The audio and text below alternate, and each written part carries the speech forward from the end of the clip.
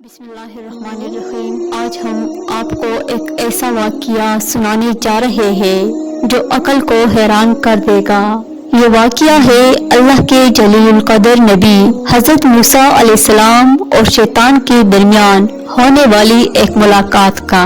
ایک دن حضرت موسیٰ علیہ السلام کو اللہ تعالیٰ کی طرف سے وحی آئی کہ اے موسیٰ، آج شیطان تمہارے پاس آنے والا ہے اور وہ تم سے کچھ باتیں کرے گا، لیکن تم ہوشیار رہنا کیونکہ وہ بہت چالاک اور دھوکے باز ہے۔ حضرت موسیٰ علیہ السلام کو تعجب ہوا مگر وہ تیار ہو گئے۔ کچھ دیر بعد شیطان آیا کالے لباس میں، چہرے پر عجیب سی مسکراہٹ، آنکھوں میں فریب کی چمک۔ اس نے حضرت موسیٰ علیہ السلام کو سلام کیا۔ حضرت موسیٰ علیہ السلام نے پوچھا، کون ہو تم؟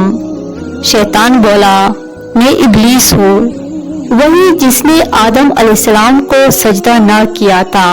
آج میں تم سے کچھ باتیں کرنے آیا ہوں تاکہ تمہیں بتا سکوں کہ میں انسانوں کو کیسے بہکاتا ہوں۔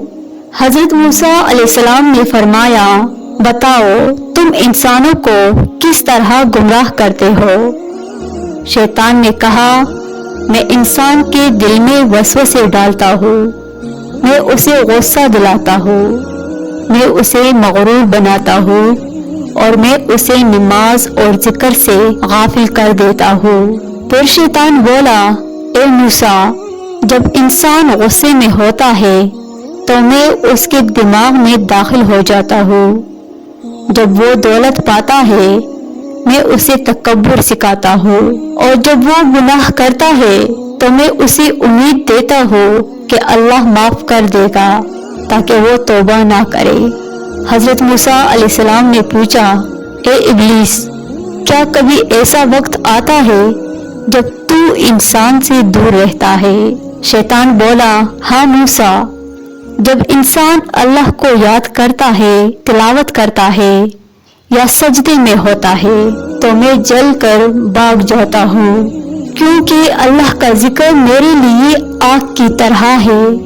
یہ سن کر حضرت موسیٰ علیہ السلام نے فرمایا، اے ابلیس، غرور نے تجھے تباہ کر دیا، اور جو انسان تیرے راستے پر چلے گا وہ بھی برباد ہو جائے گا۔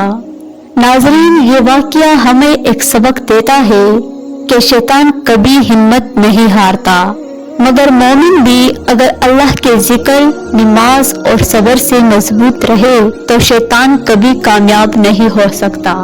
اللہ ہم سب کو شیطان کے فریب سے محفوظ رکھے، آمین۔ معزز ناظرین، اگر آپ کو یہ ویڈیو پسند آئی ہو تو لائک، شیئر کریے اور کمنٹس میں لکھیں کہ اللہ ہمیں شیطان کے وسوسوں سے بچائے۔